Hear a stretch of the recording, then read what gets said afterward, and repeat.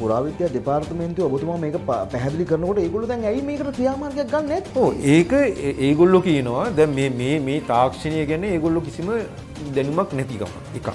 අනිත් එක කියනවා ඒගොල්ලෝ මේ තියෙන රසායනික ක්‍රියාවලිය අපි කෙමිස්ට්‍රි කොහොමද දන්නේ නැහැ කියලා. චූඩාමාණික්‍ය පලන් ගන්නට ඔය මේ 2019 බලන්න අපි චූඩාමාණික්‍ය පලන් ගන්න ලොකු විශාල පලංචි ප්‍රමාණයක් ඇහුවානේ.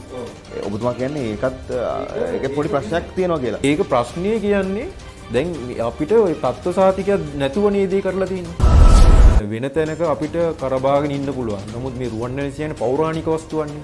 එතකොට මේකේ අනිත් එක මේ වගේ ක්‍රැක්ස් මේ වගේ ඉරිතැලින් තියෙද්දි ඒ වගේ දේවල් කරන්න ඉස්සෙල්ලා ඒගොල්ලෝ දෙපාරක් හිතන්න ඕනේ. ඉරිතැලින් 4ක් තියෙනකොට අර වගේ දැවැන්ත ටොන් 40කට වැඩි බරක් ඉදෙන්න දානවා කියන්නේ කොච්චර ඒක මහා බරපතල ප්‍රශ්නයක්.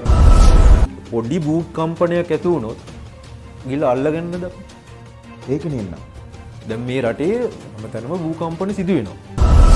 මේ හා සම්බන්ධයෙන් කටයුතු කරන නිලධාරීන්ගේ කාර්යක්ෂමතාවයක් නැහැ කියන එක පේන නිසාද ඔබ වැනි කෙනෙකුට මේක දෙන්නේ නැත්තේ?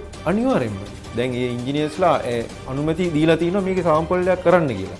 ඒකවත් මේගොල්ලෝ කරන්න ඉඩ දුන්නේ නැහැ. ඒකටවත් අනුමැතිය දුන්නේ. එතකොට මේගොල්ලෝ මොන හරි මේ චෛත්‍යයේ මොන හරි ප්‍රශ්නයක් ඇති වුණොත් තනිකර ඒගොල්ලෝ වගකීම් බාර ගන්නවා. පුරාවිද්‍යාව. අනිවාර්යෙන්.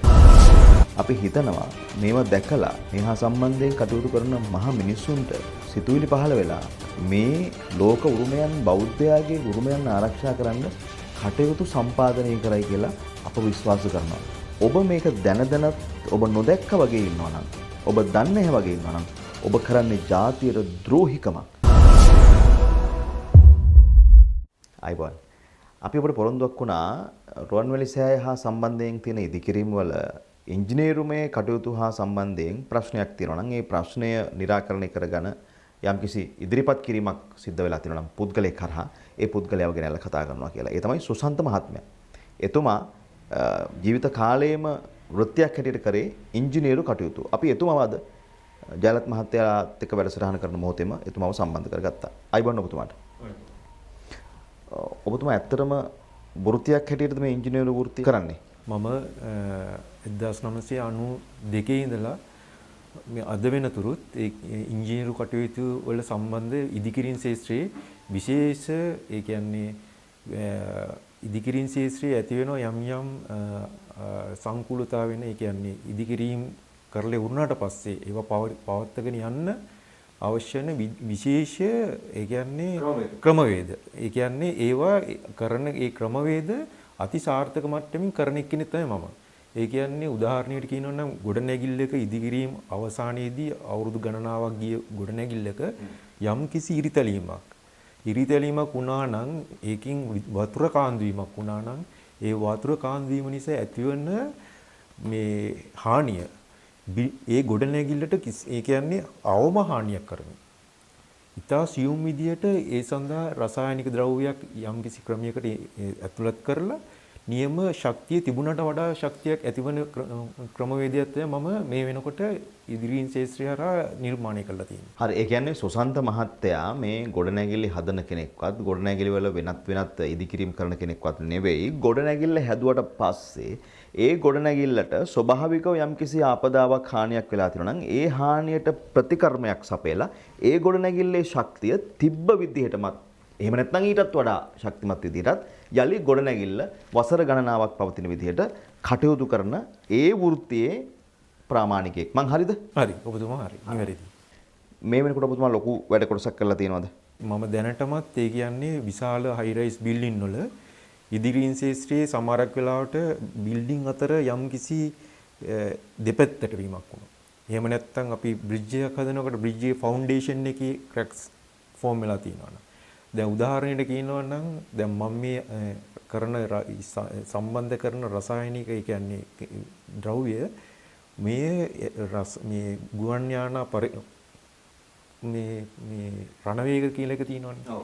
ඒකේ ওই ක්‍රැක්ස් වගේක් ෆෝම් වෙලා ඒ ටෙක්නොලොජි එක තමයි ඇනලයිස් කරලා ඒ ක්‍රැක් එක निराකරණය කරලා ඒ තිබුණු තත්ත්වෙට ඒ අවශ්‍ය වෙන ශක්තිය ඒ කියන්නේ ස්ට්‍රෙන්ත් එක ෆෝම් කරේ ටෙක්නොලොජි එක ඇනලයිස් කරලා. එතකොට ඒ වගේම තමයි දැන් අපි සාමාන්‍යයෙන් ওই බැංකුවල විශේෂයෙන් ද වෝල්ට් එක කියලා එකක් තියෙනවනේ. ඒ වෝල්ට් වලට සාමාන්‍යයෙන් මොනහරි වතුර ලීක් එකක් වගේ ඩැම්පර්ස් මොනහරි ආවොත් ඒවා ඩැමේජ් කරන්න බෑ. මොකද ඒවා ඒ තියෙන තත්ත්වෙම තමයි ඒව ප්‍රතිසංස්කරණය කරන්න ඕනේ. මොකද සියප්පු තියෙන පරිසරයක්. එතකොට ඒ වගේ තැන් වලට විශේෂයෙන්ම මේ දේ යොමු කිරීම තුලින් ඒගොල්ලන්ගේ අවශ්‍යතාවය මට ඉෂ්ට කරලා දෙන්න පුළුවන් වෙලක් තියෙනවා. මම එහෙම ගොඩාක් කරලත් තියෙනවා. ඒ වගේම තමයි දැන් ඔය බැල්කනි වගේ කැන්ටිලිවර් කියන ඉංජිනේරින් වලදී කැන්ටිලිවර් කියලා ඒ කියන්නේ ඉදිරියට නිරා ඇති ස්ලැබ්ස් වල ඒව ක්‍රැක්ස් ෆෝම් වුණාම ඒකටත් මේ වගේ සියුම් විදියට කෙමිකල් ඉන්ජෙක්ට් කරලා ඒවා නියම විදියට තාක්ෂණානුකූලව නිවැරදි මේ ටෙක්නොලොජි එක ඇනලයිස් කරලා ඒවා ඒගොල්ලන්ට හිතා ගන්න බැරි වෙන විදියට ඒවා නිර්මාණය කරපු ඉංජිනේරුවන්ට හිතා ගන්න බැරි වෙන විදිහේ වැඩ කොටසක් මම කරලා ඒවා ඒගොල්ලන්ට පවර්ලා දීලා තියෙනවා. ඒවට මට ඉංජිනේරු ඒ කියන්නේ අපේ ලංකාවේ තියෙන ඉංජිනේරු ආයතනයක් තියෙනවානේ. ඒ කියන්නේ සංස්ථාව. මට ඒ සංස්ථාවෙන් පවා සහතික ලැබිලා තියෙනවා. මම ඒක දේ හරියට ඒක හරියට කරා. හරි. දැන් මම මේ ප්‍රශ්න දෙක ඔබතුමාගෙන් ඇහුවේ ඔබතුමා කවුද කියන එක අපේ බලන අයට निराකරණය කරගන්න ඕන නිසා ඔබතුමාගේ බෑග්ග්‍රවුන්ඩ් එක. රයිට්. දැන් පැහැදිලිනේ ඔබතුමා කවුද කියන එක සරලවම කියනවා නම් යම් කිසි ඉදිකිරීමක් කරාට පස්සේ ඒ ඉදිකිරීමට සබාධමෙන් වෙන හානියක් වළක්වාගෙන එය වඩාත් කාලයක් පවත්වාගෙන යාම සඳහා යලිත් යම් කිසි ප්‍රතිකර්මයක් කරන්න පුළුවන් නම් ඒ ප්‍රතිකර්මය කිරීම හා සම්බන්ධයෙන් ඔබතුමා මේ රටේ වැඩේ. පැහැදිලිනේ හරිනේ. දැන් මොකද්ද රුවන්වැලි සෑයට වෙලා තියෙන්නේ? මම මේ වෝටර්ප්‍රූෆින් කියන ප්‍රොඩක්ට් එක අපේ ලංකාවේ කවුරු නිෂ්පාදනය වෙන්නේ නැහැ හරි ප්‍රමිතියකට. එතකොට මට සිද්ධ වුණා නව නිර්මාණයක් කරලා මේව නිෂ්පාදනය කරන්න පුළුවන් මැෂින් එකක් හදන්න. එතකොට මට ඒකට අපේ National Foundation එකේ කියන ආයතනෙනුම් මට ඒගොල්ලන්ගෙන් කන්සල්ටන්සි පාන්ට් එකක් එතකොට මේ ග්‍රාන්ට් එකක් වගේ ෆන්ඩ්ස් ඒ සියල්ල මට ලැබුණා. ඒකේ බෙනිෆිට් එක හැටියට මම උත්සාහ කරා මේ තිස්සමාරාමි චෛත්‍යයේ තියෙන මේ ඉරිතැලීම් සියල්ල සකස් කරන්න ඕනේ කියලා. නමුත් ඒක කරන්න යන්න ඉස්සෙල්ලා මට පුරා දෙපාර්තමේන්තෙන් කිව්වා ඒකට අනුමැතිය දෙන ගමන් මේ රුවන්වැලි සෑයේ තියෙනවා මෙහෙම පිපිරීමක් ඔයාට ඊට ඉස්සෙල්ලා ඒක කරන්න වෙයි. කොයි කාලෙද ඔය? ඒක 2017 කිව්වේ. දැන් ඔබතුමා තිස්සමහාරාමේ චෛත්‍යයේ ඉරිතැලීම් සම්බන්ධයෙන් ඒක ප්‍රතිසංස්කරණය කරන්න ඕන කියලා පුරාවිද්‍යා දෙපාර්තමේන්තුවට කතා කරන්න ගියා. ඊට පස්සේ දෙපාර්තමේන්තුවෙන් කිව්වා ඔබතුමාට ඊට කලින් 2018 පළවෙනි මාසේ 18 වෙනිදා තමයි මේ තිස්සමහාරාමේ චෛත්‍යයේ ඒක රිසර්ච් එකක් ඇටියට මට කරන්න අවසර පත්‍රය ලැබෙන්නේ. හරි. ඔව්. එතකොට මේ අවසර පත්‍රය දෙනකොට එම ස්ථානයේ මට ප්‍රකාශ කරා මෙන්න මේව ගැටලුවක් තියෙනවා රුවන්වැලි සෑයේ ඔයාට මේකට ඉස්සෙල්ලා ඒක තමයි කරන්න වෙන්නේ කියලා. දෙපාර්තමේන්තුවේ. ඔව් දෙපාර්තමේන්තුවේ. එතකොට ඒක අනුව මං ඇහුවා මේ ඒකේ මොකද්ද ඇති වෙලා තියෙන ප්‍රශ්නේ කියලා. එතකොට කිව්වා ඒකෙත් මෙහෙම ඉරිතැලීමක් තියෙන්නේ. එතකොට මං ඇහුවා කොහොමද ඒ කවද ඉඳන් මේක තියෙන්නේ කියලා. එතකොට ඒගොල්ලෝ කිව්වා දැන් 2013 ඒගොල්ලෝ පරීක්ෂණයක් පවත්වලා එතනින් ඉංජිනේරුවෝ ඒක ප්‍රකාශ කරලා තිනවා මේක අවුරුදු 5ක් ඇතුළත මේකට විසඳුමක් දෙන්න ඕනේ කියලා. එතකොට මම මේ කතා කරන්නේ 2017. එතකොට තව අවුරුද්දේ ඉතිරිලා තියෙන්නේ. එතකොට මං හෙව්වා ඇයි මේක මෙච්චර කල් ඇරලා තියෙන්නේ මේකේ මොකක් කර විනාශයක් වුණාට පස්සේද ඔයගොල්ලෝ මේකට මොකක් හරි කරන්න හදන්නේ කියලා. 2013 ඉංජිනේරුවෝ බල්ලා කිව්වා අවුරුදු 5ක් ඇතුළත ප්‍රතිකර්මයක් කරන්න ඕන එක.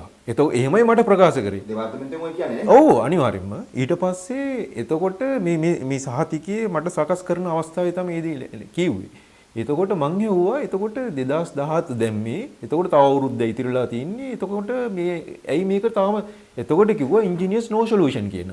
එතකොට මං කිව්වා දැන් මම මේ තියෙන්නේ cracks injection ඒ කියන්නේ මේක රිපෙයාර් කරන්න පුළුවන් ටෙක්නොලොජි එකක් තියෙන්නේ. එතකොට මේක engineersලාට solution එකක් නෙමෙයි කියන්න කිසිම හේතුවක් නැහැ. මේ තාක්ෂණය මේක ලෝකේ ඕන තැනම තියෙනවා. මේක මම්ම දැන් කරනවා මේ අපේ රටේ. එතකොට මම හිටියේ මේ දැන් සෙන්ට්‍රල් බැංක් වගේ ඒ කියන්නේ ජාත්‍යන්තර තලයේ මේ ආයතන වලින් තමයි ඒවා නිර්මාණය වුනේ. ඒ ආයතන තුලත් එතකොට 1998 මම ඒ ආයතනෙ හිටියේ. එතකොට සෙන්ට්‍රල් බැංකේ හදන කාලේ එතකොටත් මේ ටෙක්නොලොජි ඒගොල්ලෝ ඇනලයිස් කරලා තිබ්බා. එතකොට මේක ලංකාවේ තියෙන එකක් නේ. එතකොට මේක ඒගොල්ලෝ දන්නේ නැති වුණාට මේ ටෙක්නොලොජි එක ලංකාවේ තියෙනවා. එතකොට ඒ හරහා තමයි මම මේක කරගෙන යන්නේ. එතකොට මේ ඊට පස්සේ දැන් මම තිස්සමාරාමේ චෛත්‍යයේ කටයුතු පොඩ්ඩක් යන අතරේ ඒකේ මේ කරන්න උත්සාහ යන අතරේ මම ගිහිල්ලා මේකේ නිරීක්ෂණයක් කරා මේ රුවන්වැලි සෑයේ මේ සම්බන්ධ මොනවද තියෙන්නේ කියලා. ඊට පස්සේ දැන් මම ගත්තේ මේ ෆොටෝ එක තියෙන්නේ. එතකොට මේ වගේ දැවන්ත පිපිරීමක් මේ රුවන්වැලිසෑයේ තියෙනවා මේ ගර්භය තුල. එතකොට මේකට මං මේ ඇවිල්ලා කිව්වා මෙච්චර විශාල දෙයක් තියෙනවා මෙහෙම සමහරවිට දැන් මේ පිපිරීම අපිට බාහිරින් බැලුවට පේන්නේ නැහැ නේ. ඔව් ඒ කියන්නේ දැන් මෙහෙමයි. දැන් මේගොල්ලෝ අර හුණු ආලේප කරනවානේ. ඒ හුණු ආලේප කරන අවස්ථාවේදී දැන් ඔය ඉස්සර මේ ඕක කොහොම තිබුණත් දැන් පේන්නේ නොපෙනෙන්නේ හේතුව මම ඒගොල්ලන්ට කියලා තිනවා මේක తాවකාලිකව හරි මේක මොන හරි දෙයකින් වහන්න. නැත්තම් මේකට වතුර යනවා කියන්නේ මේක විශාල ප්‍රශ්නයකට මුහුණ දෙන්න හේතුවක් වෙනවා. මොකද ওই තියෙන එකයි. මේ වගේ තව හතරක් තියෙනවා. මේ තුනක්. ඒ කියන්නේ හතර පැත්තට මේ වගේ ඉරිතැලියුම් තියෙනවා. ඒ කියන්නේ දොරවල් හතර. ඔව්. ඒ කියන්නේ ඕගොල්ලෝ නැගිනීර වහල් කඩෙන් ඇතුල් වෙනකොට මේ සාමාන්‍යයෙන් මේක මේ මහවැසි එන කාලයක් තමයි මේ නොවැම්බර් මාසේ. ඒ නොවැම්බර් මාසේ වෙහි කාලේ ඉවරුනාට පස්සේ ගිහිල්ලා බලන්න මේවා ඔක්කොම දකින්න පුළුවන්. පැහැදිලිවම දකින්න පුළුවන්. එතකොට මේ තියෙන්නේ ඒ මම ගත්තේ නොවැම්බර් මාසේ දෙසැම්බර් මාසේ වගේ කාලේ ගත්තේ ෆොටෝ එකක් තමයි මේ තියෙන්නේ. එතකොට මේක දැන් සාමාන්‍යයෙන් ඔය සිමෙන්ති ග්‍රවුන්ඩ් වෝටර් බේස් එකක් එහෙම කරලා මේක කරන්න බැරි එකක් තියෙන මේ ප්‍රශ්නේ. මොකද මේ ගඩොල් වලට වෝටර් බේස් එකක් අපි ඇනලයිස් කරොත් ඒ ගඩොල් වල තියෙන්නේ ඔක්කොම වේලින ඩ්‍රයි වෙලානේ තියෙන්නේ. එතකොට වතුර ටික ඉනුවොත් ගඩොල් වලට මේක ඇතුළට බහින්නේ නැහැ. එතකොට මේ යවන මේ පේස්ට් එක හරි මොන හරි ද්‍රව්‍ය අතරමඟ නවතිනවා. දැන් මම මේකට ඇනලයිස් කරන්නේ මේකට යොදන්නේ සොල්වන්ට් බේස් කියන කැටගරි එකේ. එතකොට ඒක ගඩොලට උනා ගැනීමක් සිද්ධ වෙන්නේ මේක සම්පූර්ණයෙන්ම ඇතුළට මේ ප්‍රෙෂර් කරන සාමාන්‍ය ප්‍රෙෂර් ගේජ් එකක් ඇඩ් කරලා අපි ඒක ප්‍රෙෂර් කරලා ලැබුවට පස්සේ අපිට ඕන ප්‍රමාණයක් ඒකට යවන්න පුළුවන්. එතකොට මේකේ බොන්ඩ් වෙනව විතරක් නෙමෙයි අර මේ සම්පූර්ණයෙන්ම වතුර ඇතුළට කාන්දු වෙන එක සම්පූර්ණයෙන්ම නවතිනවා. දැන් අපි හිතමු අඟල් 4ක් විතර වගේ මේක කරා කියලා.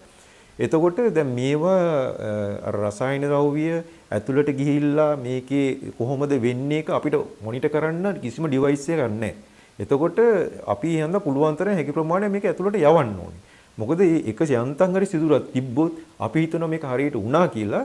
නමුත් යම් පොඩි සිදුරක් හරි තිබ්බොත් ඔයකින් වතුර ගිහිල්ලා අර අපි හිතපු දේ නැවත සිද්ධ වෙනවා. ඉතින් දැන් මම ඕක ගැන දැන් මේකේ මොනිටරින් ඩිවයිස් එකක් මේ වෙනුවෙන්ම ලංකාවට ආව ඔය මේ එක්ස්රේ කැමරා එකේ මේ පේටන්ට් එක තියෙන ડોક્ટર බන්දුලිජී කියලා. ඒගොල්ලෝ ආවා NASA ආයතනයෙන් ලංකාවේ ප්‍රෝග්‍රෑම් එකකට. ඒක මෙඩිකල් ෆැකල්ටි එකකින් තමයි කරේ. මට නැෂනල් ෆවුන්ඩේෂන් එකෙන් කිව්වා මෙන්න ආවලා එනවා. ඔයාට ඕනනම් අපොයින්ට්මන්ට් එකක් අරගෙන මේ සම්බන්ධව සාකච්ඡා කරන්න කියලා. දැන් මම යාව ගිහලා හම්බුණා. මට ඒ අපොයින්ට්මන්ට් එකත් හම්බුණා. මම එතුමාගෙන් කිව්වා මම මෙහෙම එකක් මම කරනවා. දැන් මේකේ අපි ක්‍රැක් ඉන්ජෙක්ෂන් මෙතඩ් එක මේක ඇනලයිස් කරාට පස්සේ විශේෂයෙන් මේ වගේ එක අපි දන්නේ මේකේ කොයි විදිහටද මේ රසායනික ක්‍රියාවලිය සිද්ධ වෙන්නේ ඒක මොනිටරින් ඩිවයිස් එකක් අපි ළඟ නැහැ. ඉතින් දැන් මේකේ විද්‍යාත්මකව මට මේක තහවුරු කරන්න ඕනේ. මම මේ කරන එක සාම්පල් එකක් කරලා මෙන්න මේ විදිහට මේක වෙනවා. එහෙනම් මේක තමයි හොඳම දේ, හොඳම ක්‍රමය කියලා මට ඒක පැහැදිලි කරන්න පුළුවන්. එතකොට මේක නිරීක්ෂණය කරන්නේ මේ සම්බන්ධව කටයුතු කරන ඉංජිනේරුවන්ට කියලා. එතකොට එතුමා කිව්වා මේ සම්බන්ධව ඒගොල්ලෝ කරන්නේ බයෝසයන්ස් බයොලොජි සයිඩ් එකේ. නමුත් ඉංජිනේරින් පාර්ට් එකටත් මේ වගේ දේවල් ඉන්වෝල් කරගන්න පුළුවන්. ඒක හොඳ අයිඩියා එකක්. ඒක ඒගොල්ලෝ මේ වෙනකොට කරලා නැහැ. නමුත් අනාගතයේ මේ වගේ දෙයක් කරලා සම්බන්ධ කරලා දෙන්න පුළුවන් කියලා. එතකොට දැන් මේකෙන් අපි බලාපොරොත්තු වෙන්නේ ඒ කරන එක දැන් මේකේ තියෙන මේ ගර්භය විතරයිනේ. දැන් ගර්භයට අමතරව මේතන තියෙන වලලු තියෙනවා පාදමේ. ඒ වලලු හරහත් මේවා අරහට ගිහිලා තියෙන මේ ඉරිතැලිය. පිපිරීම. ඒක අනිවාර්යෙන්ම එතන බලන්න ඕනේ ඇයි එහෙම වුනේ. සමහරවිට දැන් පුරාවිද්‍යා දෙපාර්තමේන්තුවේ ඔබතුමා මේක පැහැදිලි කරනකොට ඒගොල්ලෝ දැන් ඇයි මේකට ක්‍රියාමාර්ගයක් ගන්න නැත්තේ? ඔව් ඒක ඒගොල්ලෝ කියනවා දැන් මේ තාක්ෂණය ගැන ඒගොල්ලෝ කිසිම දැනුමක් නැතිකම එකක්. අනිත් එක කියනවා ඒගොල්ලෝ මේ තියෙන රසායනික ක්‍රියාවලිය අපි කෙමිස්ට්‍රි කොහොමද දන්නේ නැහැයි කියනවා. හරිද? එහෙම කියන්නේ දැන් මෙහෙම මම කියන්නේ දැන් එතන යම්කිසි පුජ්‍යලේ වගකීම යුතු පුජ්‍යලයක එතන වාඩිලා ඉන්නවනම් ඒ පුජ්‍යලයා යම්කිසි උගත් පුජ්‍යලයක්නේ උගත්කම තියෙන. එතකොට අපි කියන දේ එයාට තේරුම් යන්න පුළුවන් මනසක් තියෙන කෙනෙක් තමයි එතන ඉන්නේ. දන්නේ නැහැ කියන්න බෑ. ඒක එයාගේ පෞද්ගලික දෙයක් නෙමෙයිනේ. ලෝක වස්තුව. ලෝක වස්තුවන්නේ. ඉතින් එතකොට මම කිව්වා එහෙම ඔයගොල්ලෝ දන්නේ නැහැ කියලා ඔයා දන්නේ නැති වෙන්න පුළුවන්. නමුත් මේ සම්බන්ධව දන්න ඕගොල්ලෝ අතර ඉන්න පුළුවන්. ඊට පස්සේ මම කිව්වා එහෙමත් අය නැත්තම් මේ සම්බන්ධව කටයුතු කරන මමත් එක්ක එකට වැඩ කරපු ඉන්ජිනියර්ස්ලා ඉන්න ෆොරිනර්ස්ලා. මම ඒ වෙලාව ඕන්නම් ඕගොල්ලන්ට මේ ඒ කියන්නේ ප්‍රසන්ටේෂන් එකක් දෙන්නම් ඒගොල්ලෝ හරහා කියලා. එතකොට ඒකවටත් තාම කිසිම එතකොට මේ කොවිඩ් ප්‍රශ්නේ වන්ද මේ කට්ටිය රැස් කිරීමේ ගැටලු කියලා ඒගොල්ලෝ ඒකත් මගහැරියා. එතකොට දැන් මේ අවස්ථාවේදී දැන් මම මේ ගැන කතා කරා මම කිව්වා දැන් මේක අපිට ඇහැට පේන දෙයකටනේ අපි දැන් මේ විසඳුම් හොයන්නේ. නමුත් මේකට සාර්ථක විසඳුමක් වෙන්නේ මේක උනේ කොහොමද කියන එකත් හොයලා කරොත් තමයි. එතකොට දැන් අපි ડોක්ටර් කෙනෙක් ලෙඩකට බෙහෙත් දෙන්නේ එයාගේ සියලුම පරීක්ෂණ කරලා ඉවරලානේ. දැන් එතකොට අපි මේක ඇහෙන් බලලා මේක වෙන්නේ හේතු ඇති කියලා අපි එහෙම දෙයක් කරන එක මේ වගේ තැනකට ඒක සුදුසු වෙන්නේ නැහැ. හරිද? දැන් මම මේකේ ඉල්ලීමක් කරා තව දැන් ඒ කියන්නේ ජියොලොජිකල් ඩිපාර්ට්මන්ට් එකෙන් ඒගොල්ලෝ ගෙන්නලා මේක ස්කෑන් එකක් කරලා මේ ෆවුන්ඩේෂන් එකට මොනවාද වෙලා තියෙන්නේ දැන් මේකේ අර මේ කොත්වහන්සේ පලන් දන්න කියලා විශාල පලංචි තොගයක් මේකේ මේ සලපතල මළුවේ එළුවා. එතකොට ඒ නිසා යම් කිසි බලපෑමක් තව ඇති වුණාද? ඒකෙන් පස්සේ තමයි අර පාද මේ ඉරිතැන වැඩි වුණේ. එතකොට ඒ ප්‍රශ්නත් එක්ක පැහැදිලි විසඳුමක් පැහැදිලි සයන්ටිෆික් රිසර්ච් එක කරලා මිසක් මේකට කිසිම කෙනෙකුට කිසි දෙයක් කරන්න බෑ මේ කරන එක සාධාරණ වෙන්නේ නැහැ කියන එක මම පස්සේ ඒගොල්ලන්ට ඒක තහවුරු කරා. ඉතින් ඒත් අද වෙනතුරුත් මේකට මොන වගේ පිළියමක්ද යොදන්නේ කියන එක ඒගොල්ලන්ගේ පැහැදිලි මේ කතාවක් නැහැ. දැන් මම මෑතකදී ගිහිල්ලා කතා කරාම දැන් මම මේ දේවල් විද්‍යාත්මකව පැහැදිලි කරන්න ගියාම දැන් ඒගොල්ලන්ගේ තියෙන මානසිකත්වයේ මොන වගේ එකක්ද දන්නේ. ඒගොල්ලෝ අපිට ප්‍රතිචාර දක්වන්නේ මේක ඒගොල්ලෝ දැන් මේක මම කරන් සම්බන්ධ වුණාම මේ හැම දෙයක්ම හොයන්න වෙනවනේ. දැන් ඒගොල්ලන්ගේ මට්ටමේ ඔක කාට හරි දීලා කරවනවා නම් එතකොට මේ අර කොත පැලඳුවා වගේ වැඩක් තමයි වෙන්නේ. එතකොට ඊට පස්සේ දැන් අපිට ආයි කියන්න වෙනවා මේගොල්ලෝ මේ ඔය කරලා තියෙන්නේ මේකට අදාළ දේ නෙමෙයි වැරදි දෙයක් කරලා තියෙන්නේ මේ දේ නිසා නැවත වතාවක් මේ තිබුණු තත්ත්වයට වඩා භයානක තත්ත්වයකට මේක පරිවර්තනය වෙන්න පුළුවන් කියන එක නැවත අපිට චෝදනා කරන්න වෙනවා. ඉතින් මම කියන්නේ අපිට නැවත චෝදනා කිරීමෙන් කාලය ගත කිරීමෙන් වෙන්නේ තව තවත් මේක විනාශ වෙන එක විතරයිනේ. ඔව්. එතකොට මේක අපිට ඕනේ රැකගන්නනේ. අපිට තව පුජ්‍යලයකට චෝදනා කරලා ඒ පුජ්‍යලයාව ඒක ගැටුමක් ඇති කරන ප්‍රශ්නයක් ඇති කරන අපි මේක නිහඬව ඉන්න උත්සාහ කරන එක නෙමෙයි බලාගෙන ඉන්න එක නෙමෙයිනේ. අපිට ඕනේ මේකෙන් නිවැරදි විදිහට නියම තාක්ෂණික උපයෝග කරලා මේකට නිවැරදි විසඳුමක් දෙන්න. ප්‍රතිකර්මය කරන්න. එතකොට දැන් අනිත් එක තමයි දැන් මේ අය මේකේ තියෙනවා විශාල වශයෙන් තාක්ෂණික දැනුමක් ගන්න පුළුවන් ස්ථාන තමයි මේවා. ඒ කියන්නේ ඒක රජවරු මේවා නිකන් ආවට ගියට නෙමෙයි කරලා තියෙන්නේ. දැන් මේ ඔය වැවයි දාගැබයි කියන එකත් විශාල සම්බන්ධතාවයක් තියෙන මේ චෛත්‍යයේ. දැන් මේකේ මේ දේවතා කොටුව තියෙනවනේ. ওই දේවතා කොටුව තනිකර අර වැවේ තියෙන යට පතුල රොක් එක තියෙනවනේ. එතන ඉඳන්නේ මේ චෛත්‍ය ෆවුන්ඩේෂන් එක තියෙන්නේ. මේ එතනට යනකම් මේක තියෙනවා. මේ දේවතා කොටුව එතනට යනකම් තියෙනවා. ඒ තියෙන හේතුව තමයි මේ gadol හැමතිස්සෙම තියෙන්න ඕනේ මොයිස්චර් එක. ඒ කියන්නේ වෙට් කන්ඩිෂන් එක තෙතමනිය තියෙන්න ඕනේ. ඒක වේලෙන්න බෑ. ඒක වේලෙනොයි කියන්නේ ඒ ගල මේ පුංචි වෙනවා. එතකොට ඒ කියන්නේ ඔබ කියන්නේ දේවතා කොටුව උඩ තියෙන කොටුව මේ පල්ලෙහාට බැඳිලා පහළටම යනවා. ඒක බොටම් එක ඒක තහවුරු කරා මේ මෑතකදී මේ පුරාවිද්‍යා දෙපාර්තමේන්තුව. ඒ කියන්නේ චෛත්‍යයක් ඇතුලේ දේවතා කොටුව පල්ලෙහාටම යනවා. කණුවක් වගේ තියෙනවද? කණුවක් කියන්නේ ඒකෙන් වෙන්නේ ඒ යට තියෙන වතුර සම්පූර්ණයෙන්ම උඩට මේ ගේන කරන්නේ. එතකොට තමයි අර gadol ඔක්කොම තිතමණිය රඳාපවතින්නේ. ඒක යටටම එනකන් තියෙනවා. දැන් සාමාන්‍යයෙන් ෆවුන්ඩේෂන් එක වටේ අපි හිතමු වෙන බාහිර කළු ගල්ලකින් අරගෙන නිර්මාණය කරා කියලා. අරක gadolෙන් තියෙන්නේ. අරක gadolෙන් තියෙන්නේ. ඒ gadolෙන්ම ඒක උඩට ඇවිල්ලා තියෙන්නේ. එහෙම තමයි තියෙන්නේ. ඒක දැන් මේ තහවුරු කරා පුරාවිද්‍යා දෙපාර්තමේන්තුවෙන්. මේකක් තියෙනවා කියන්නේ. ඒ විදිහට මේක ප්‍රක්ෂේපණය වෙන්නේ කියලා. එතකොට දැන් ඒ විදිහේ විශාල දැනුම් සම්භාරයක් එක තමයි මේ දේවල් ඒ කාලේ නිර්මාණය වෙලා තියෙන්නේ. නෙමෙයි. එතකොට දැන් මෙතන තියෙන්නේ ඒ කාලේ කරපු තාක්ෂණයයි අද කරන විද්‍යාවයි දෙක සම්බන්ධතාවයක් නැතිව තමයි මේ දේවල් කරන්නේ. ඒ කියන්නේ මේ දෙක අතරට දැන් මෙතන තියෙන්න ඕනේ මේ දේවල් කරේ කොහොමද කියලා සොයන්න රිසර්ච් යුනිට් එකක් වගේ. ඒක ඉංජිනේරු මේ යුනිවර්සිටි එකේ සම්බන්ධ වෙලා පුරාවිද්‍යා දෙපාර්තමේන්තුවට අනුබද්ධිත පුරාවිද්‍යා කටයුතු විතරක් කරන රිසර්ච් සෙන්ටර් එකක් තියෙන්න ඕනේ. එතකොට ඒකේ කරන්නේ උගත් ළමයි ඇවිල්ලා ඒකෙන් මේ දේවල් ඒගොල්ලෝ දෙයක් ගෙනගෙන අපේ රටේ කරලා තියෙච්ච දේවල් වල තාක්ෂණයත් ඒගොල්ලෝ ඉදිරියට ගෙනල්ලා දැන් තියෙන තාක්ෂණයත් ඒක සම්බන්ධ කරලා මීට වඩා හොඳ නිර්මාණයක් ඉදිරිපත් කරන්න පුළුවන් වෙන්න පුළුවන්. දැන් ඒයම කියනවා රජවරු අවුරුදු 10ක් රැකගත්ත මේ චෛත්‍යය අපිට අවුරුදු 100ක් තියාගන්න අමාරුයි කියලා. එතනම තියෙනවා ඒගොල්ලන්ගේ එතකොට මං කිව්වා ඕගොල්ලන්ගේ තාක්ෂණය පිළිබඳ ලොකු බරපතල ප්‍රශ්නයක් තියෙනවා. ඒකට විසඳුමක් ඕගොල්ලෝ හොයන්න ඕනේ. දැන් උදාහරණයක් මම කිව්වා. දැන් මේගොල්ලෝ ඒ කියන්නේ ආහාරලා මේ අපි පුරාණ වස්තු යම් යම් දේවල් සොයා ගන්නවනේ. ඒවා ගෙනිල්ලා ෂෝකේස් එක මොන හරි තියලා ආවල් වයස් කාලයේ මේ රජවරුන්ගේ කාලයේ මේ දේ සිද්ධ වුණා කියලානේ. මම හැව්වා ඔය දේවල් වල ඒකේ තියෙන රසායනීය සංයුතිය පිළිබඳ මොන හරි ડોකියුමන්ට් එකක් තියෙනවද? රිසර්ච් කරපු ඒකේ තියෙනවද? එහෙම දේවල් නැහැ. මං ඒකෝ ඒතකොට කවුරු හරි මිනිහෙක් ওই තියෙන එක දැන් පිටරට ගොඩාක් මේවා ගවේෂණය කරන විද්‍යාඥයෝ සයන්ටිස්ට්ලා ලංකාවට එනවා. එතකොට මේකේ තියෙන වටිනාකම දන්නේ එයා. එතකොට ඒගොල්ලෝ මේක මේ කවුරු හරි කෙනෙක් ලාවවා. ඕක වෙන එකකට තව එකක් මාරු කරලා ඔරිජිනල් එක අරගෙන ගියොත් අපිට කොහොම එතකොට අපේ පුරාණේ අපේ තීච්ච තාක්ෂණي. ඒව කොහොමද ඒව හදලා කොහොමද නිර්මාණය වුනේ කියලා ඊළඟ එන එක්කෙනා කොහොමද ඒව දකින්නේ? එහෙම කිසිම සැලස්මක් නැහැ. ඉතින් ඒ වගේ ඒ අඩුපාඩු ඇති වෙලා තියෙන අපිට අර රිසර්ච් සෙන්ටර් එක නැති හන්ද. ඒක තිබ්බනම් අනිවාර්යයෙන්ම ඒක වෙනවනේ. දැන් ඔය ඉරිතැලීම් 4ක් රුවන්වැලි සෑයේ. ඒතකොට මේ ඉරිතැලීම් 4 කොයි කාලෙ වෙන්න ඇති කියලාද හිතන්නේ? ප්‍රධාන වශයෙන් ලොකුවට තියෙන එක මට කිව්වා ඔය දැන් ඉන්න නායක හමුදුරෝ දැන් ඒ කාලේ ඉඳන්ම දන්න දායි ඉඳන් මේක තියෙනවා කියලා.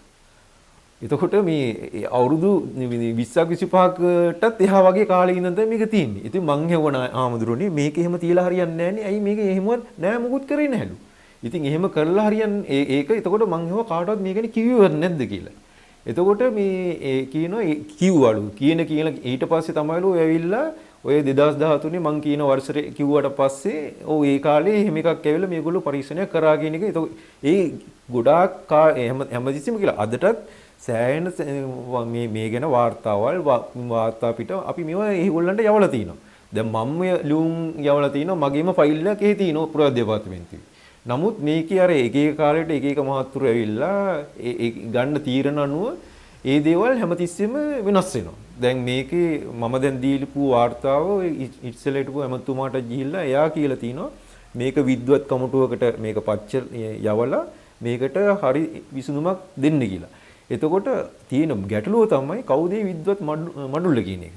එතකොට දැන් ඒ කොයි විද්වත් කෙනා කරත් මේක අපි දැන් මේක ගැන මම ගොඩාක් මේවා ගැන රිසර්ච් කරපු නිසා මේකේ මොනවාද වෙන්නේ කියන එක ඒක ගැන දැනගන්න මට ලොකු අයිතියක් තියෙනවා. ඒ කියන්නේ ඒක දැන් ඔතන වඳින්න ගිය හැමෝටම මේ ගැන අවබෝධයක් ඇති වෙන්නේ නැහැ නේ. ඒ යන්නේ රුවන්වැලි සෑය වැඳලා ඒ තියෙන ඒගොල්ලන්ගේ ආගමික කටයුතු කරන්නනේ. නමුත් මේ දේවල් රකින්න ඕනේ මේ දේවල් ගැන දැන් මේ මේ ෆීල්ඩ් එකේ ඉන්න හන්දා මට ඒක ගිය ගමන් පේන්නේ රුවන්වැලි සෑය නෙමෙයි. මට පේන්නේ මේක. ඉතින් එතකොට මම හිතන්නේ ඇයි මේක වෙන්නේ නැත්තේ? අන්න ඒකයි. දැන් ඔබතුමා හොඳ තැනකට ආවේ.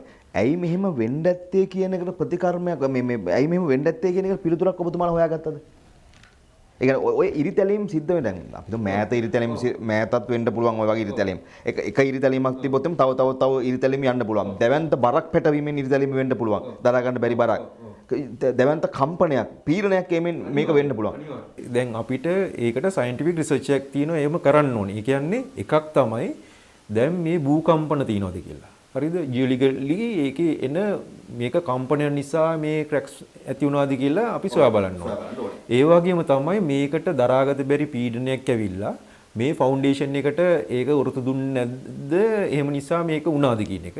එහෙම නැත්තම් මම හිතනවා දැන් මේකේ සර්ෆස් එක තියෙන උඩ ඒකේ කිසිම මේ කියන්නේ මේ හුණු ආලේප කරන නිසා මේක වහිනකොට විශාල වතුර ප්‍රමාණයක් මේකට ඇබ්සෝබ් වෙනවා.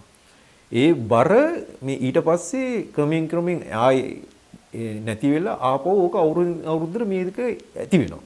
ඒ ඇතිවීම තුල යම්කිසි මේ වගේ දෙයක් වෙන්නත් ඉඩ තියෙනවා. එතකොට දැන් මේක මේ හුණු ආලේප කරන එක මම නම් කවමදාකවත් මේක හරි කියන්නේ නැහැ. මොකද අපේ රටේ මේ තියෙච්ච තාක්ෂණයේ උදාහරණයක් කියනවා නම් අර සීගිරි බිතුසිතුවම් තියෙනවනේ. දැන් ඒවැයි අපිට අදටත් ගිහිල්ලා ඒ වර්ණ වෙන්වෙන්ව හඳුනා ගන්න පුළුවන්.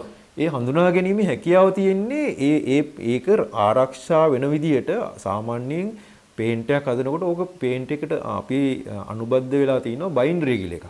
ඒකෙන් තමයි මේ පේන්ට් එකේ පැවැත්ම තීරණය වෙන්නේ කාලේ. කොච්චර කාලෙද කියලා. එතකොට මේක අවුරුදු 10 ගණන් පවතින නිර්මාණය කරපු දෙයක් හැටියට ඒකට භාවිතා කරලා තියෙන බයින්ඩරි ඉතාම තාක්ෂණීය දියුණු ක්‍රමයකට තමයි ඒක නිර්මාණය වෙලා තියෙන්නේ.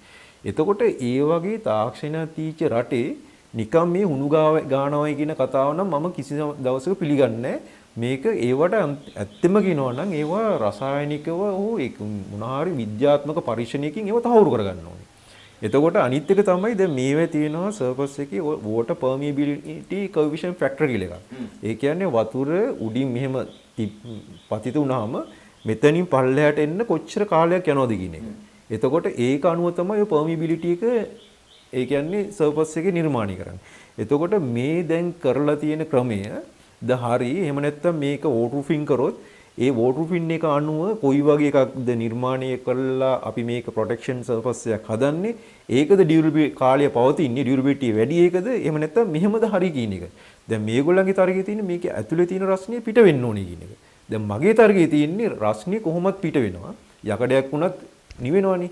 එතකොට මගේ තර්කය කියන්නේ මේකට උනන වතුර ප්‍රමාණය ඒ ප්‍රමාණය පිට වෙන්න ගියාම ඒක කොහොමද පිට වෙන්නේ? මොකද මේකේ ඇතුලේ තියෙන්නේ ගඩොල් තනිකර. ඒ වතුර ප්‍රමාණය උරාගත්තාම මේ ගඩොල හරහා මේ සර්ෆස් එක හරහා ඒ වතුර එළියට පිට වෙනකොට ඒ පිටවීමේදී අධික උෂ්ණත්වයක් මත මේ උඩ මේ තරලය ඒ කියන්නේ සර්ෆස් එක මේක ඒ කියන්නේ හાર્ඩ් වෙනවා. ඒ කියන්නේ මේක සංකෝචනය වෙනවා. ඒ කියන්නේ ඒ තියෙන ෆෝරස් එක ඒ කියන්නේ නිර්මාණ ඒ තියෙන හිල් ඔක්කොම අඩු වෙලා තමයි මේ හීට් එකට මේ ඇතුලේ තියෙන වතුර ඒ හරහා පිට වෙන්න බලන්නේ. නමුත් එතකොට අර ඇතුලේ තියෙන වතුර වල ඇති වෙන අධික ප්‍රෙෂර් එක, ඒ කියන්නේ හීට් එක නිසා මේකේ උඩ සර්ෆස් එකට විශාල බලපෑමක් ඇති වෙනවා. විශාල තෙරපුමක් ඇති. එතකොට මේකේ උඩ තියෙන ඔය කපරාරු කරලා තියෙන තරලය මේක ඇතුලේ බොල් වෙනවා. බොල් වීමක් හට ගන්නවා. ඒ කියන්නේ එතකොට මෙහෙම ප්‍රශ්නයක් වෙනවා. එතකොට ඒකත් මේ ඉරිතැලීම් වලට බලපාන්න පුළුවන්. හැබැයි දැන් මේකේ සමහර විට කෙනෙකුට කියන්න පුළුවන් මේ කපරාරෝ විතරක් මේක පුපුරලා වෙන්න පුළුවන්ද කියලා. එහෙම පුපුරවනවා නම් මේකේ අරහටත් පුපුරවන්න ඕනේ. අනිත් අතට. හරිද? දැන් මේකේ තනිකර ඇතුළටම ගිහි පිපිරීමත් මේ තනිකර vertical line එක. මේක යට බොටම් එකටම යනකම් ගිහිලා තියෙනවා.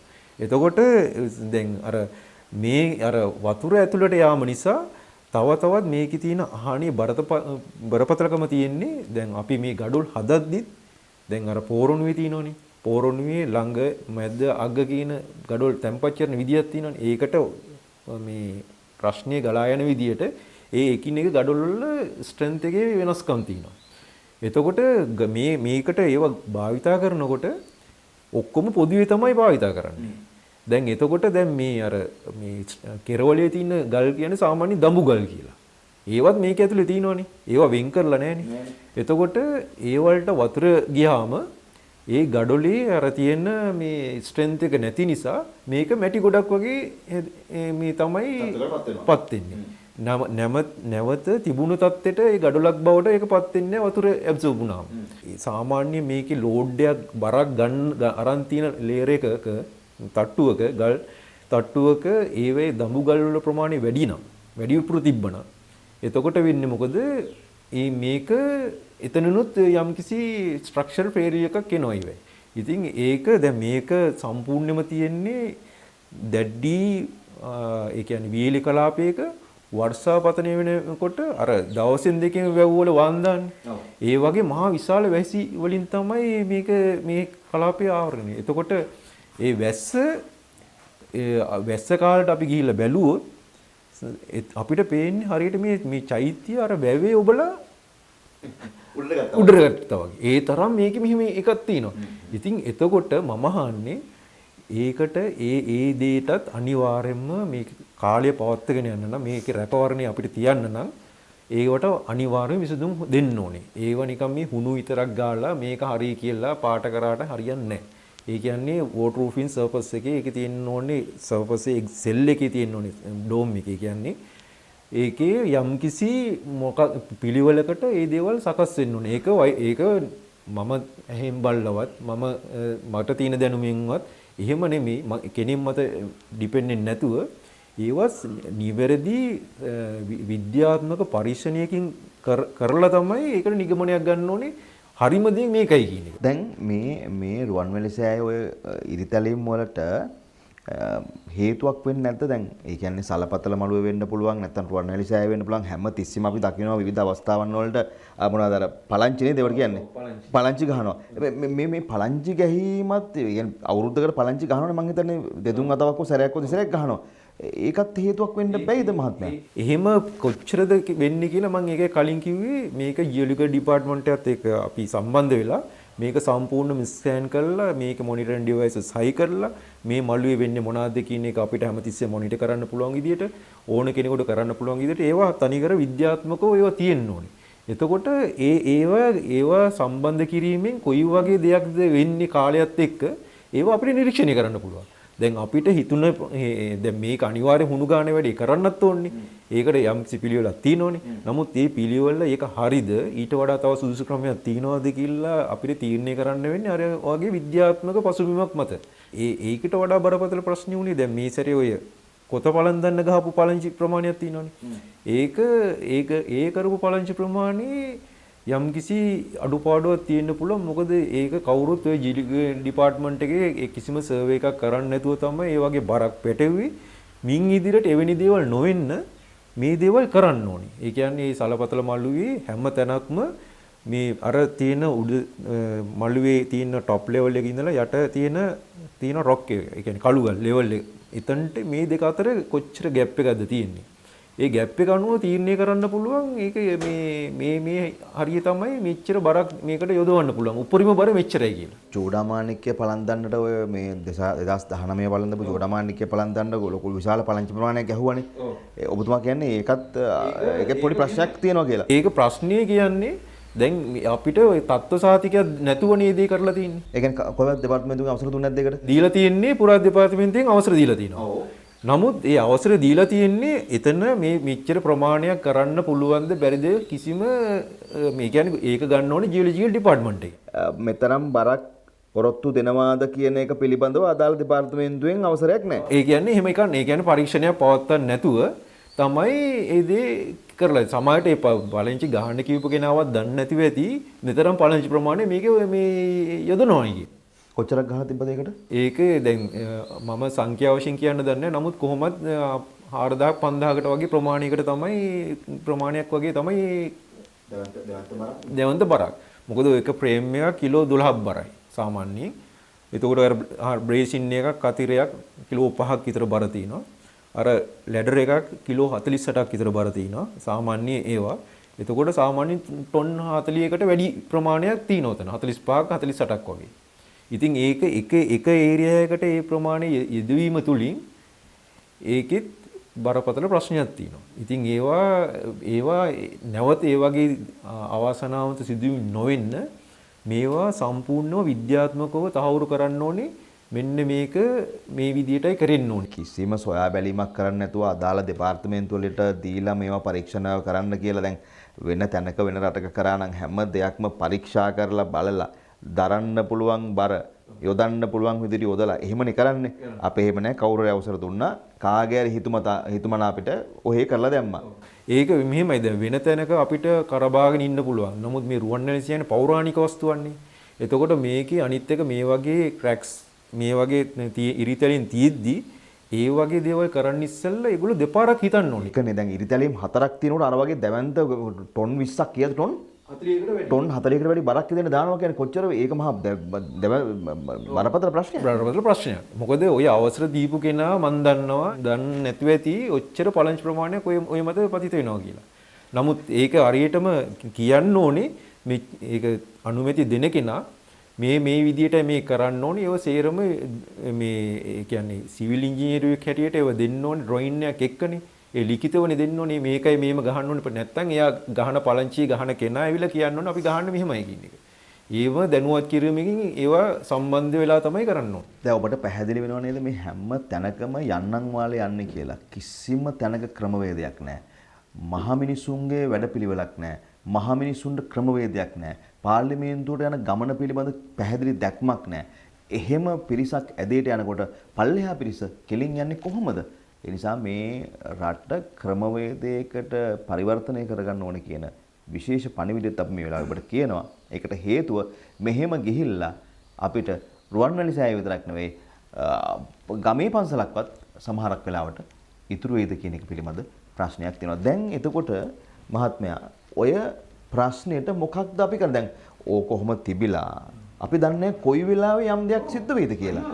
අපි ප්‍රාර්ථනාව එහෙම වෙන්න එපා කියන එක. දැන් පොඩි භූකම්පනයක් ඇති වුණොත් ගිහලා අල්ලගන්නද අපි?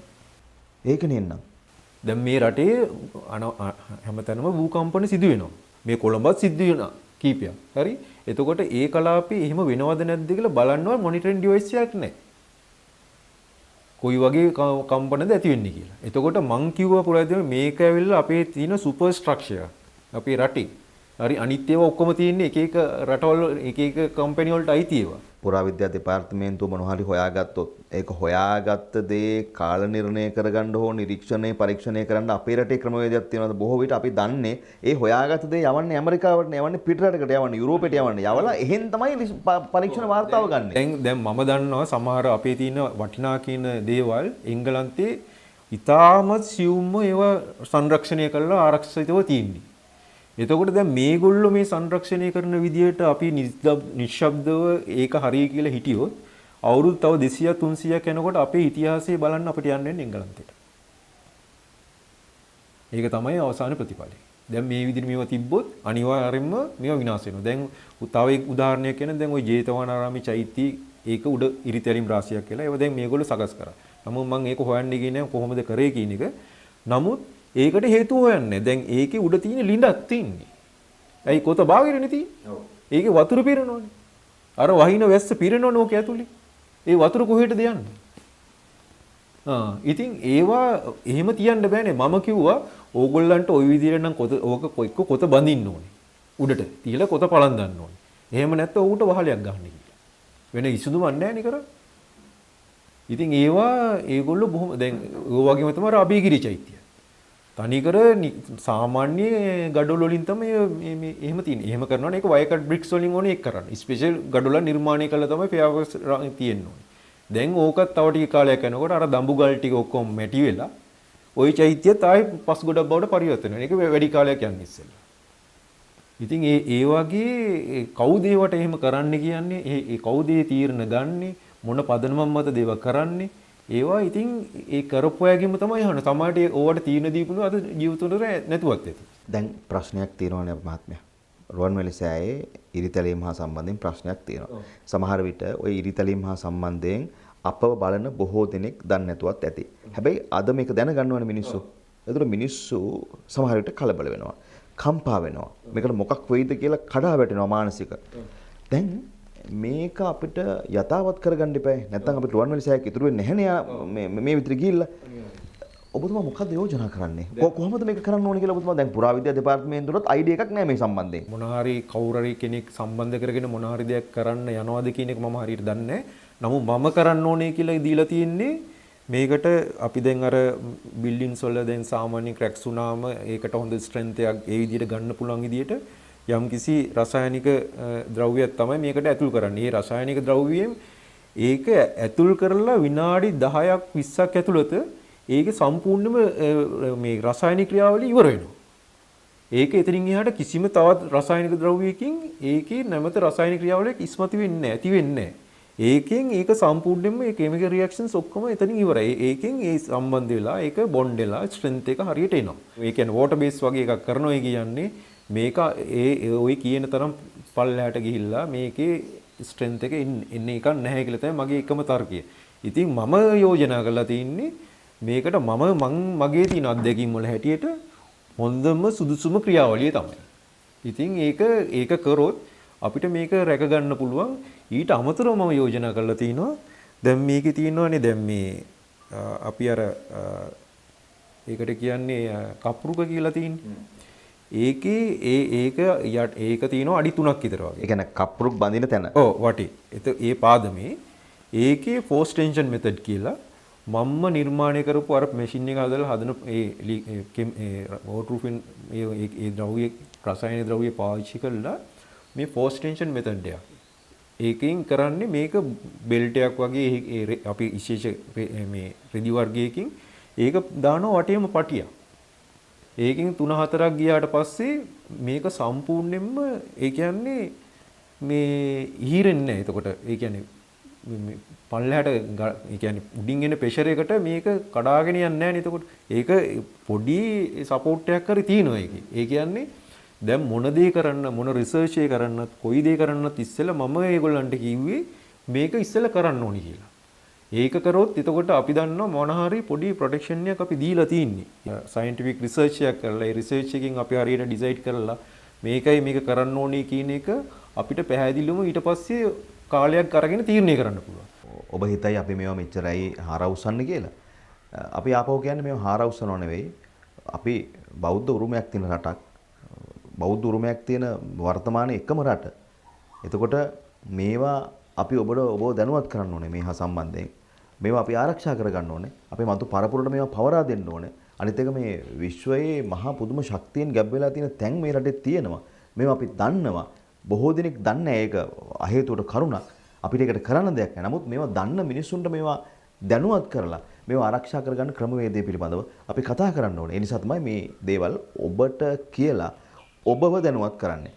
දැන් මේ වැඩසටහන බලලා සංස්කෘතික ඇමතිතුමා පුරාවිද්‍යාව බාර සංස්කෘතිය බාර බෞද්ධ ශාසන බුද්ධ ශාසන කටයුතු හා සම්බන්ධයෙන් ඉන්න වගකීතු ඇමතිවරයා ඔබට කතා කරලා මේ හා සම්බන්ධයෙන් මේකට වැඩපිළිවෙලක් නිශ්චිත වැඩපිළිවෙලක් යෝජනා කරන්න කියලා කිව්වොත් ඔබතුමාට කරන්න පුළුවන්ද? අනිවාර්යෙන් පුළුවන්.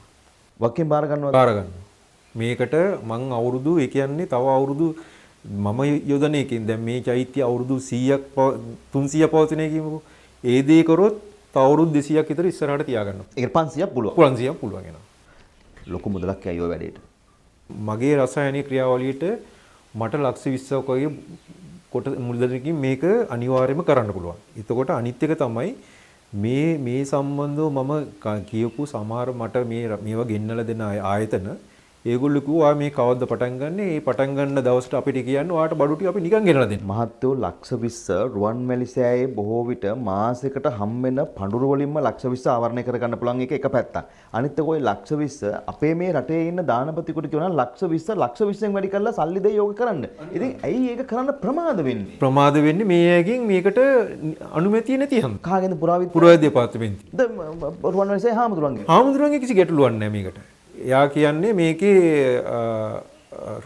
පුරාවිද්‍යා දෙපාර්තමේන්තුවෙන් අනුමැතිය ලැබෙනවා නම් මේ දේ කරන්න පුළුවන් කියන එක. එතකොට දැන් ප්‍රශ්නේ තියෙන්නේ ඒගොල්ලෝ තමයි මේක ඇද ඉන්නේ.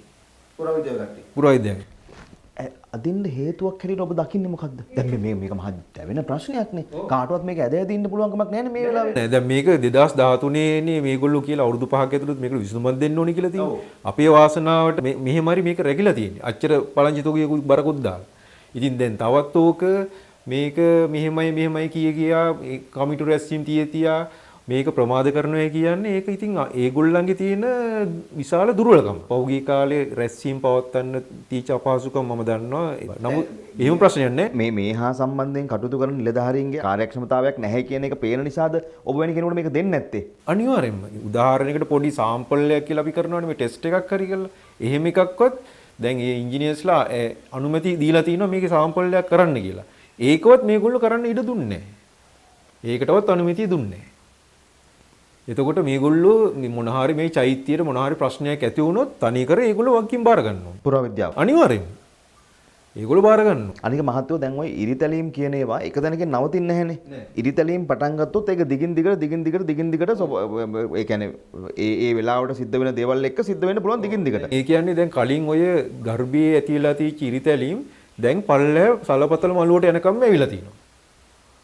ඉස්සර එහෙම තිබ්බේ නැහැ. දැන් ওই සලපතල මළුවත් එක්ක ගර්භයේ අතර තියෙන අර පාදම වගේ වල්ලු තියෙන ඒවෙත් විශාල වශයෙන් ඉරිතැලීම් ඇති වෙලා තිනවා. ඒවට නිවැරදි තාක්ෂණය යොදලවන ඒවා කරන්න. නිකම් මේ එක එක්කෙනා ගිහලා දැන් ඔක කරන එක්කෙනා ඒ කියන්නේ අනිවාර්යයෙන්ම සාමාන්‍ය ලේබර් කෙනෙක් නෙමෙයි ওই ඉන්ජෙක්ෂන් මේ වැඩේ කරන්නේ. ඒක කරන්නේ හොඳ සයන්ස් නොලෙජ් එකක් තියෙන ඒ කියන්නේ ටෙක්නිකල් බෑග්ග්‍රවුන්ඩ් එකක් තියෙන ප්‍රොෆෙෂනල් කෙනෙක් තමයි ඉන්ජෙක්ෂන් එක කරන්න ඕනේ. එයාට තියෙන එක්ස්පීරියන්ස් එකකින් තමයි එයා දැනගන්නේ මේක හරියට ෆීඩ් වෙනවද නැද්ද කියලා. ඒ කියන්නේ අර ඉරිතලයේ මේ දෙපැත්ත කඩලා මේසෙන් බාසුන් නැහැ කෙනෙකුට කියලා බදාම ටිකක් තියලා මේ සුද තිබ්බට මේක කරන්න බෑ. ඒක බෑ. ඒක මෙහෙමනේ. දැන් මේකේ අර වහින වතුර ඇතුළට ගියාට පස්සේ ඔය එහෙම දැම්මට පස්සේ බදාමේ අපි ග්‍රවුට් එක කරා කියමුකෝ. අර ප්‍රෙෂර් එකට ඕක එනවා එළියට.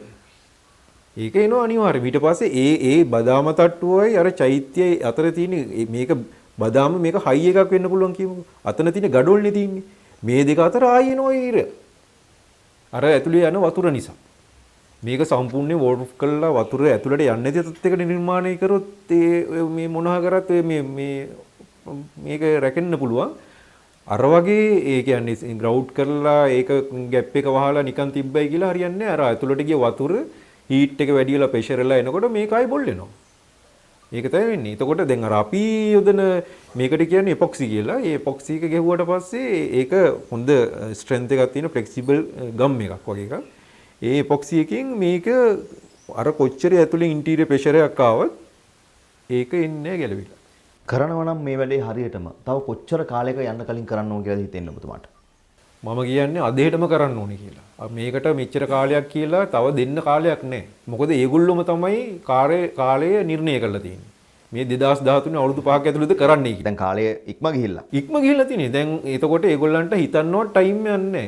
අනිවාර්යයෙන්ම මේක ෂණිකව කරන්න ඕනේ. අපි හිතනවා මේව දැකලා මේහා සම්බන්ධයෙන් කටයුතු කරන මහ මිනිස්සුන්ට සිතුවිලි පහළ වෙලා මේ ලෝක උරුමයන් බෞද්ධයාගේ උරුමයන් ආරක්ෂා කරන්න කටයුතු සම්පාදනය කරයි කියලා අප විශ්වාස කරනවා. ඔබ මේක දැනදැනත් ඔබ නොදැක්ක වගේ ඉන්නවනම් ඔබ දන්නේ නැහැ වගේ ඉන්නවනම් ඔබ කරන්නේ ජාතියට ද්‍රෝහිකමක්.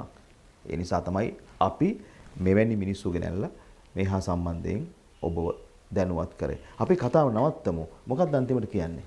අපි මිනිස්යා විසින් අපිට ශාසනය තුලින් ලබන්න තියෙන දේවල් අපිට ගොඩාක් නැති වෙගෙන යන කාලයක්. ඒ කියන්නේ ශාසනයේ අපි දකින විදිහට පිරිහෙන කාලයක් මේක.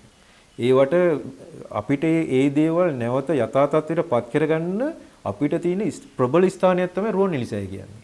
ඒ ස්ථානයේදී තමයි අපේ තියෙන ආධ්‍යාත්මික ශක්තිය අපි බාහිර පරිසරයෙන් අපිට ඇති වෙන මේ ප්‍රශ්න වලින් මිදිලා අපේ ආධ්‍යාත්මික ශක්තිය ඊළට ගොඩනගා ගන්න අපිට සෝභා ධර්මයෙන් උරුම වෙච්ච දෙයක් තමයි රුවන්වැලිසෑය කියන්නේ. අපි මේ රටේ ඉපදිච්ච හැටියට.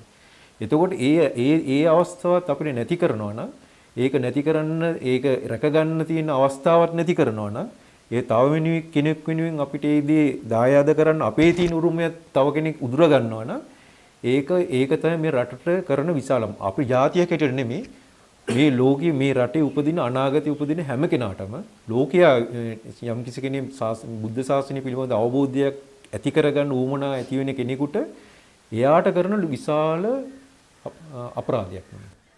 හැබැයි ඉතින් ඔය දේ ගඩොල්ලකට කරන්න පුළුවන්ද කියලා කෙනෙකුට හිතෙන්නත් පුළුවන්. අන්න ඒකයි. මේ මෙච්චර මේ රටේ මේ වගේ විපර්යාස වෙනකොට තව කෙනෙකුට තර්ක කරන්න පුළුවන් ගඩොල් ගොඩකට මේ වගේ දෙයක් කරන්න පුළුවන්ද චීනි. මොකද එයාගේ සිතුවිල්ල ඉතේ මෙවිලා තියෙන්නේ රුවන්වැලිසෑය කියන්නේ ගඩොල් ගොඩක්. මේ අපිට තමයි මේක බුදුන් වහන්සේගේ සර්වඥ ධාතුන් වහන්සේලා වැඩ සිටින බුදුන් වහන්සේ වැඩ සිටින මේ වගේ උතුම් ස්ථානයක් කියන විශ්වයේ ශක්තිය ගැබ්බෙලා තියෙන අපිට ස්වභාවයෙන්ම අපි රට වෙනුවෙන්ම අපි උපන් රටෙන්ම අපිට ලැබිච්ච විශාල දායාදේ අපිට දැන් මෙහෙමයි අරයට දැනෙන්නේ මේක ගඩොල් ගොඩක් කියන එක තමයි. ඉතින් ඒ නිසා තමයි මේකට ඒ අයගෙන් ඒ වගේ ප්‍රතිචාරයක් තියෙන්නේ. අපි මේ තරම් ඇවිද හරි මොන හරි දෙයක් කරන්න උත්සාහ කරන්නේ අපිට මේ සංගීතාවේ දැනෙන්නම්ද. අපි බලන් ඉමු මොකද වෙන්නේ කියලා. ඔබතුමාට බොහොම ස්තුතියි. අපි වෙනුවෙන් ඇවිල්ලා වැඩසටහනට සහභාගී වුණාට අපි තව දවසක මේ වැඩසටහනෙන් පස්සේ දක්වන ප්‍රතිචාරය මොකක්ද කියලා බලලා ඔබතුමාගේ දායකත්වය සමහර විට ඔබතුමාගේ දායකත්වය ලබා දෙන්න සිද්ධ වෙයි. එමුණුත් ඔබතුමා දායකත්වය ලබා දෙන්න. මොකද අපේ දේවල් අපි රැක ගන්න කටයුතු කරන්න ඕනේ. මොකද ඒ වැඩේ දෙන්න ඕනේ දන්න කෙනෙකුට. වැඩේ දන්න කෙනෙකුට දුන්නාම තමයි වැඩේ හරියට කරගන්න පුළුවන් වෙන්නේ. නොදන්න කෙනෙකුට දුන්නාම වැඩේ අනාගෙන තිබ්බ ටිකක් නැති කරගන්න වෙන්නේ. පුරාවිද්‍යා දෙපාර්තමේන්තුවලත් කියමු, අධ්‍යක්ෂ ජෙනරාල්ටත් මේක කියමු. ඇමතිවරයාත් මේක, අගමැතිවරයාත්, ජනාධිපතිවරයාත් මේ හැම කෙනෙක්ම රට ගැන හිතනවා නම් මේවා බලලා අදාළ දේවල් වලට අදාළ හරි පිරිසට දීලා කටයුතු කරන්න, ක්‍රියා කරන්න ඕනෑ කියන පණිවිඩය අපි දෙමු. එහෙනම් මට බොහොම ස්තුතියි. බොහොම ස්තුතියි. සිව්හෙල ටීවී නාලිකාව subscribe කරලා නැත්නම් ඔබ දැම්ම subscribe කරන්න. ඒ වගේම අර සීනුවත් ක්ලික් කරන්න. ඊට පස්සේ අපි දාන්න හැම වීඩියෝ එකක්ම දාපු ගමන්ම ඔබේ ජංගම දුරකථනයට ගෙන්ව ගන්න පුළුවන්.